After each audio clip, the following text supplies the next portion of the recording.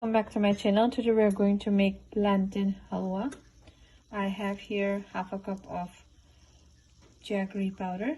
To this I'm going to add 1/3 cup of water, and then we are going to use smashed plantain, which I have already smashed and kept it. We'll add it once we get a string consistency of the syrup. Let's go ahead and add the plantain. On medium heat, keep stirring until the water consistency dries up and you feel that it's thickening up. That's the consistency. You're going to add in some clarified butter. Go ahead and add 3 tablespoons of clarified butter. Continue stirring the mixture until it's really dried up. Go ahead and add some almonds, blanched almonds,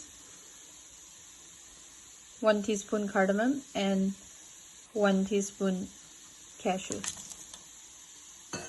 and mix it well. So let's switch off the gas. The plantain has thickened up. Now it's ready to be served. If you like this recipe, please like, comment, and subscribe my channel. Thank you.